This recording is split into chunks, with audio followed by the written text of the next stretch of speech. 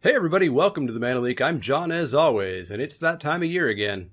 Aether Revolt is almost here, which means it's time to take one more look at Kaladesh and the top 10 cards that I was wrong about in my Kaladesh set review.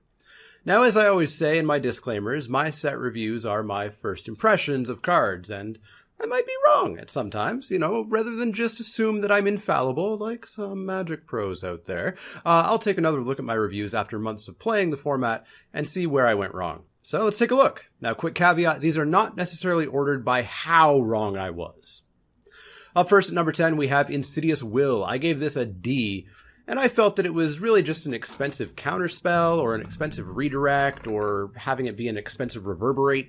It is those things, but it's all those things on one card, meaning that you can use whichever mode is appropriate. For 4 mana, that's pretty darn powerful. Now, it's still crippled by being blue, and blue is less than stellar in this format, but still totally playable in Kaladesh.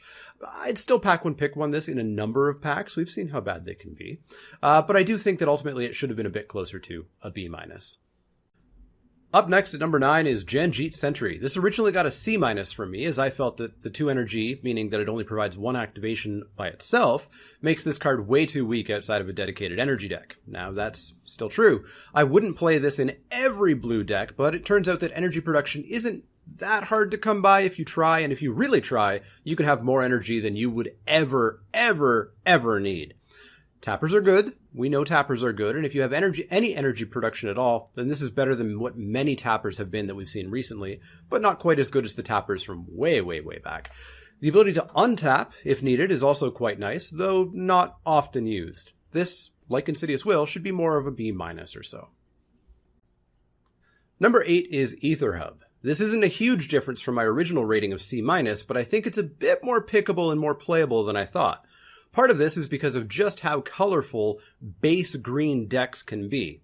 Still, I'd often play this in a 2-color deck just to help me get whatever color I need. Really more of a C+ than a C-. We've got another small difference at number 7 with Bastion Macedon. Originally, it got a D+ from me. A card that I'd probably never main deck, but if I really needed a big creature, I'd play it or I'd sideboard it in. Turns out it's actually just fine as a curve topper, and can just be an utter beating. I'll typically always play the first one of these in a white deck, though I won't pick it very highly. It's still kind of mid-pack. More of a C than a D+. At number 6 is Paula. Not a huge change either, but one of the few overrated cards that I wanted to include. While I was hesitant on playing too many vehicles right from the start of the format, I did expect that if you could get a Paula very early, you could easily go into a Vehicles Dwarves deck.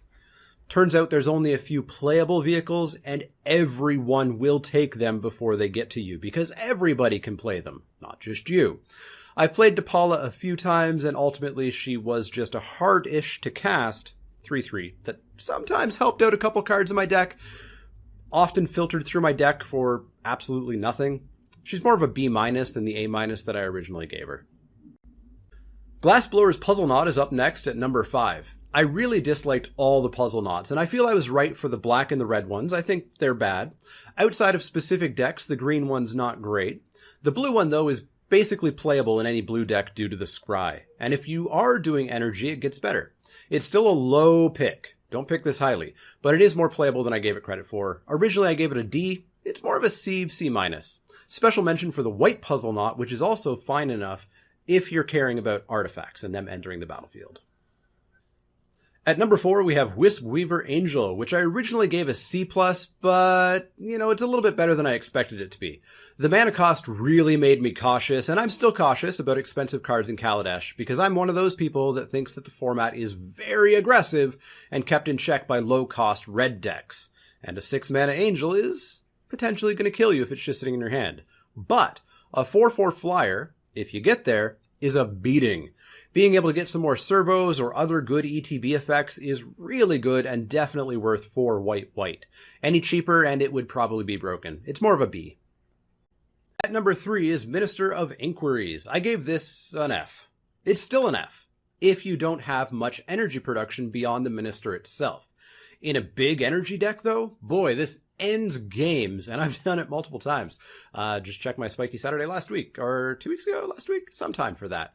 If you can get multiple of these, then you have a very dangerous deck indeed. More of a B- in those decks, but still an F in others. So, half wrong on Minister. Let's go with that. Number 2 is Attune with Ether. Boy, this card was a roller coaster for me. It started out at a D, and it went through this period of I don't get why people like it, to I guess people like it, to yeah, it's pretty good. I've seen this card before, minus the energy, of course, in other sets, and it's always been pretty boring, sometimes even just too slow being a sorcery. Turns out everything was just right in Kaladesh.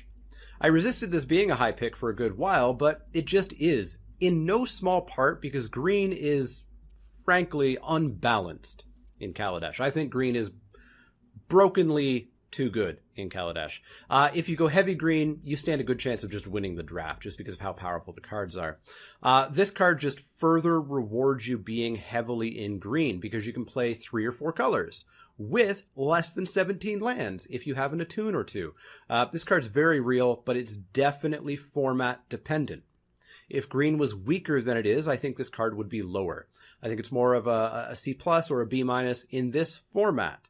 If we see this card again, probably minus the energy, it may not be as good. I think it is very much dependent on how ridiculously good green is in this set. Finally, at number 1, we have Midnight Oil. Now, to be fair, no one really seemed to know how to rate this at the start. I, like a number of other people, gave it an F-. The idea of having a hand size of 0 and having to lose life if I didn't play out my hand seemed horrible. But that card advantage is just absolutely nuts. It doesn't matter that your hand size is 0 when your opponent is already dead. Definitely playable, definitely first pickable, a solid B+, maybe even an A-. Definitely not an F-. So that's going to wrap it up for the top 10 cards that I was wrong about in Kaladesh. Let me know what cards you were wrong about, what other cards you thought that I was wrong about, etc. down in the comments below. As always, if you enjoy these videos, please click that thumbs up icon. It really helps the ranking of my videos. Click subscribe if you haven't before. And if you do have any questions, comments, or suggestions, you can find me on Twitter at The Mana Leak. That's L-E-E-K, like the vegetable, not the card.